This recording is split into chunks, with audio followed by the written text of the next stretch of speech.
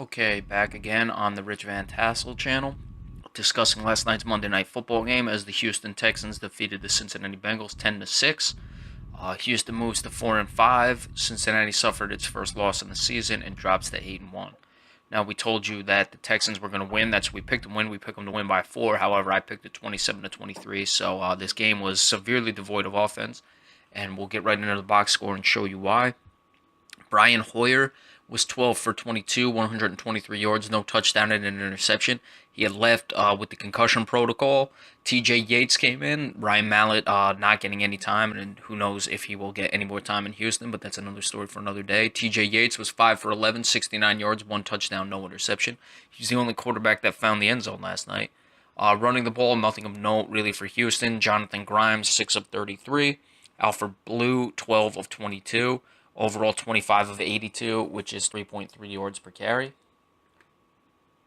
DeAndre Hopkins was held in check, but he did have the only touchdown. 6 receptions, 57 yards. Ryan Griffin, 3 for 36. Nate Washington, 2 for 32. Quentin Demps recovered a fumble. They had 3 sacks. The Texans defense did. J.J. Watt, only one of them. He was certainly disrupting the passing game all day long, though. Eric Winston, the right tackle for Cincinnati, really couldn't handle him. Jonathan Joseph had an interception. Keith Mumphrey in the return game averaged 21.3 yards per return, so that's pretty good. For the Bengals, Andy Dalton, 22 of 38, 197 yards, no touchdowns, 1 interception. Giovanni Bernard running the ball, 8 for 36. Andy Dalton, 5 for 30. Overall, 21 for 73 running the ball, which is 3.5 yards per carry. That did include an 8-yard loss by Marvin Jones, the wide receiver, on an end around. So that certainly skewed the numbers a bit, and it would have looked a little better had they not had that, obviously.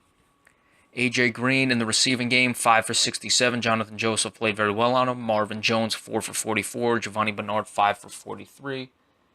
A.J. Green had that one fumble that was lost and recovered by Demps. It was at the end of the game, sealed it for the Texans. Brandon Tate fumbled and did not lose it. Cincinnati had 3 sacks. Reggie Nelson, 1 interception.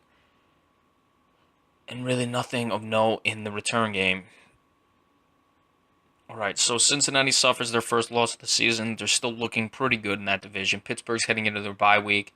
It's 6-4, so should Cincinnati win this game that they got coming up, they will be 3 games above the Steelers with 6 games left. So it's not really anything serious for Cincinnati as of right now. You want to squash it, though. Don't want to get on a losing streak.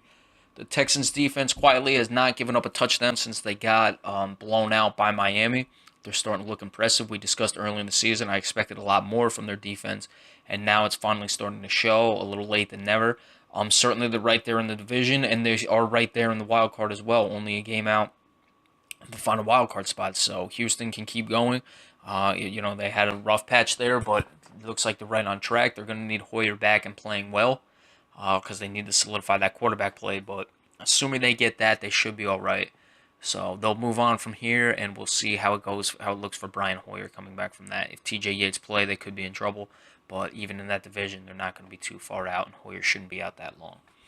All right, so that's it for last night's breakdown. We're going to be coming back in a little bit and giving you the weekly NBA report as we do on Tuesdays, so be sure to stay tuned for that.